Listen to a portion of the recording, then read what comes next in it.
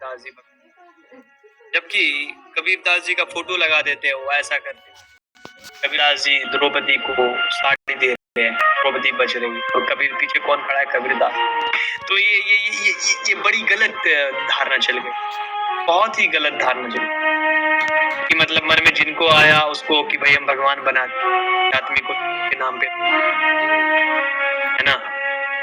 अब सोचिए, कबीरदास जी कहते हैं कि अरे कबीरा कबीरा क्या करे, जाओ यमुना के तीर। क्या कहते हैं? कबीरा कबीरी कबीरा कबीरा क्या करो, जाओ यमुना के तीर, जहां एक गोपी के प्रेम में, या एक गोपी के प्रेम में बह गए लाखों कबीर, है ना। यहाँ पे क्या कह रहे हैं कि यमुना के उस तट पे एक गोपी का दर्शन करने के लिए, एक गोपी का चरण रज लेने के लिए हमारे जैसे लाखों कबीर जो है सो बह गए। अब सोचिए, वही कबीरदास जी को लोग ये बोल रहे हैं कि भाई चलो कबीरदास जी ने ऐसा बोला, अब वो द्रौपदी को साड़ी नहीं दे। नमस्कार दोस्तों, मेरा नाम ब्रजेश विश्वकर्मा है और मैं संत रामपाल जी महाराज जी का शिष्य हूँ। और मैंने ये वीडियो देखा, ये महानुभाव हैं रूपानुग दास। ये इस्कॉन से बिलोंग करते हैं, इस्कॉन संस्था से जुड़े हुए हैं और ये स्वयं कथावाचक हैं। इन्होंने कबीर जी के बारे में कुछ ऐसे शब्दों का प्रयोग किया है जो कबीर जी के ग्रंथ में ना तो आज तक कभी लिखा गया और ना ही कबीर जी ने बोला है। ये पता नहीं कहाँ से वाणी बना लेते हैं लोग। ये कबीर जी को ये काम साधारण सा इंसान मानते हैं, श्री कृष्ण को सुप्रीम पावर मानते हैं, बल्कि ऐसा संभवतः नहीं है। पहले हम आपको बता दें, इनको ना तो श्री कृष्ण के बारे में कुछ जानकारी है और ना ही कबीर जी के बारे में कंप्लीट जानकारी है, और ना ही ये भगवान और भक्ति से पूर्ण रूप से परिचित हैं। ये अधूरे हैं पूरी तरह से। और सबसे पहले ये बताएं कि इनको कथावाचक बनाया किसने दिया? इनको कथा करने का अधिकार ही नहीं है। जब राजा परीक्षित को सर्प ने डसना था, उस समय का वृत्तांत है कि श्री वेद व्यास जी कथा राइटर थे। उन्होंने पूरी कथा को लिखा और जब इनको सर्प ने डसना था तो सभी ऋषि मुनियों ने निवेदन किया श्री वेद व्यास जी से कि महाराज आप इस कथा को एक बार राजा परीक्षित को सुनाओ, ताकि इसकी संसार से वृत्ति हटकर भगवान के चरणों में लग जाए। तो श्री वेद व्यास जी ने निवेदन किया कि भाई हम इस कथा करने के अधिकारी नहीं हैं, हम सिर्फ राइटर हैं। तो ऊपर से सुखदेव ऋषि बुलाए गए थे। अब जब उस समय धरती पे कोई कथा करने का अधिकारी नहीं था, सुखदेव ऋषि को बुलाया गया था, तो आज कलयुग में, घोर कलयुग में कौन कथा करने का अधिकारी हो सकता है? ये गुमराह कर रहे हैं लोगों को, झोला छाप बने फिर रहे हैं, है ना। अब आपको बताते हैं कबीर जी की महिमा।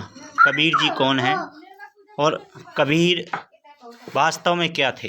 कबीर जी ने बोला क्या है श्री कृष्ण जी के बारे में, हम आपको उनकी वाणी से आपको सुनाते हैं। इन लोगों का विरोध करना चाहिए। इन लोगों को जो अधिकार इन लोगों ने दे रखा है, जिनने भी दे रखा कथा करने का, इसका आप पूर्ण रूप से तिरस्कार करें, क्योंकि यही लोग हैं जो समाज में असमंजसता और गलत भक्ति मार्ग फैला रहे हैं, जिससे लोगों को आध्यात्मिक लाभ नहीं होता और सुख से वंचित रह जाते हैं।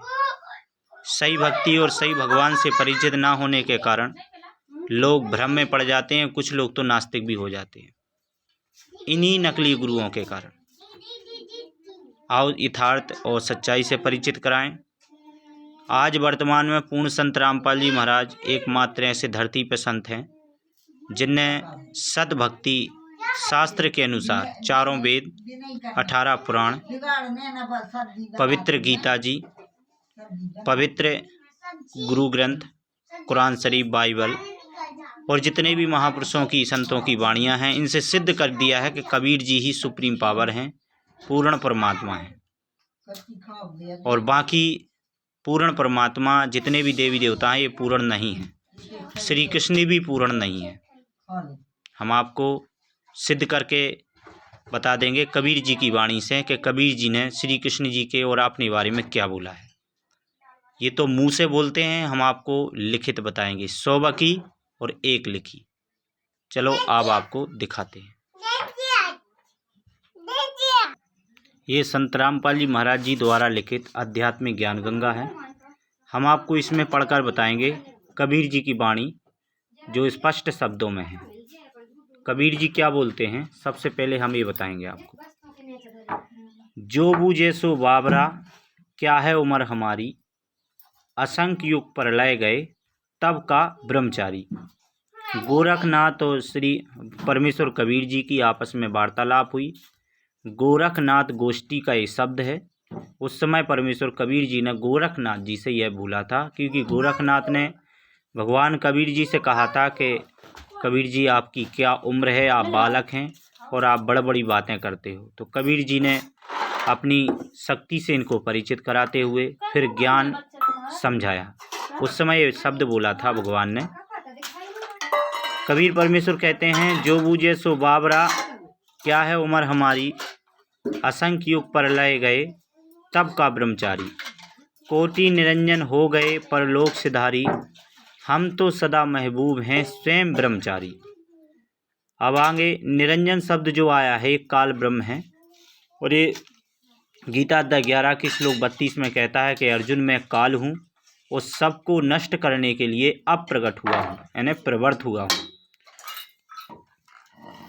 श्री कृष्ण काल नहीं थे, श्री कृष्ण भगवान विष्णु के अवतार हैं।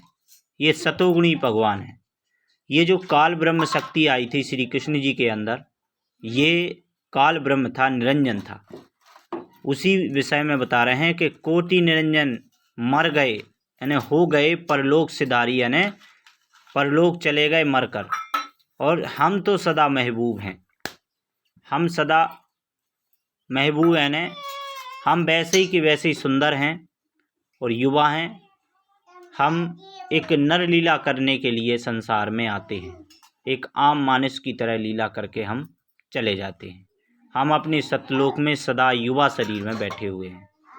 कहते हैं ब्रह्मचारी हैं, हमारी कोई नारी नहीं है, हम विवाह रहित हैं, क्योंकि हमसे ही संपूर्ण संसार की सृष्टि है, तो हम किससे विवाह करें, सारे बच्चे उसी के हैं। वो स्वयं परमात्मा सारी सृष्टि के पिता हैं, उनकी कोई नारी नहीं है। आगे बताते हैं, कहते हैं अरबों तो ब्रह्मा गए 49 कोट कन्हैया। ये वाणी में परमेश्वर कबीर जी समझा रहे हैं कि अरबों ब्रह्मा मर गए, 49 करोड़ यानी 49 कोटि यानी 49 करोड़ श्री कृष्ण जी मर गए, और 7 कोट शंभु यानी 7 करोड़ शंभु भी समाप्त हो गए। मोर एक नहीं पलैया, यानी कि अभी मेरी एक पलक भी नहीं झपकी।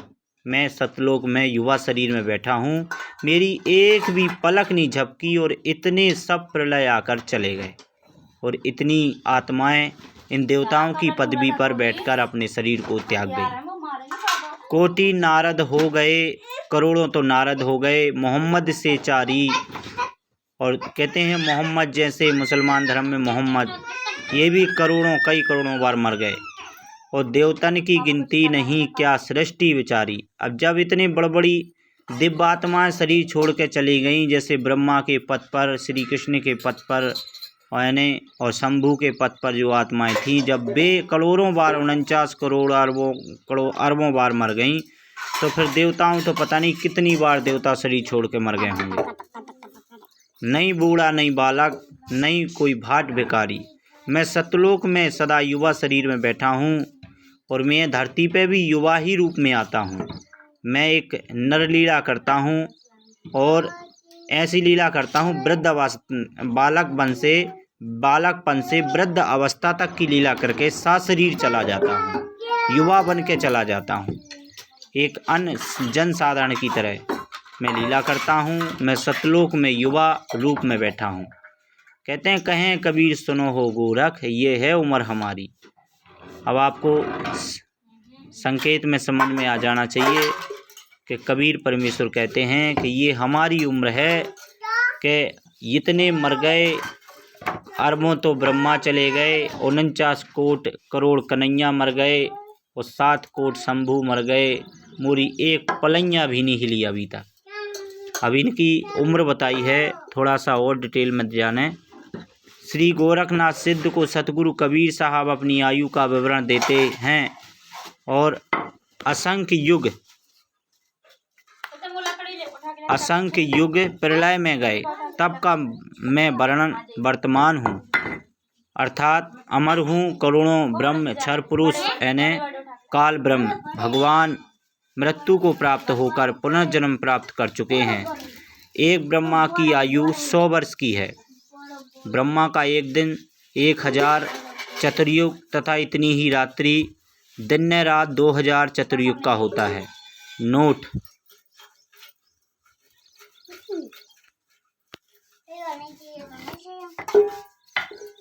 नोट ब्रह्मा के एक दिन में 14 इंद्रों का शासन काल समाप्त हो जाता है। एक इंद्र का शासन काल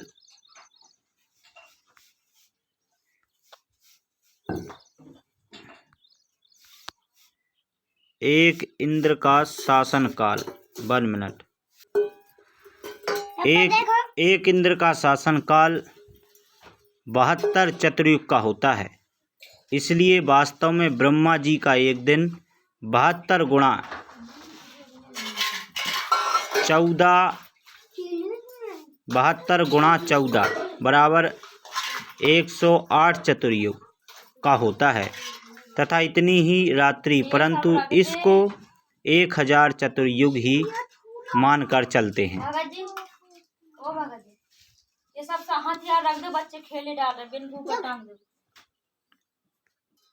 तो समझने के लिए 2000 चतुर्युग का दिन रात होता है ब्रह्मा का। एक दिन में ब्रह्मा के 14 इंद्रों का शासन काल 14 इंद्रों का शासन काल समाप्त हो जाता है। एक इंद्र का शासन काल ब्रह्मा 72 चतुर्युग का होता है। एक इंद्र का शासन काल, ऐसे 14 इंद्र समाप्त हो जाते हैं ब्रह्मा जी के एक दिन में। तो 72 गुणा 14 किया, जिसमें 1008 चतुर्युग होते हैं। अब इतनी ही रात्रि, परंतु इसको 1000 चतुर्युग मानकर चलते हैं। महीना 30 दिन का होता है।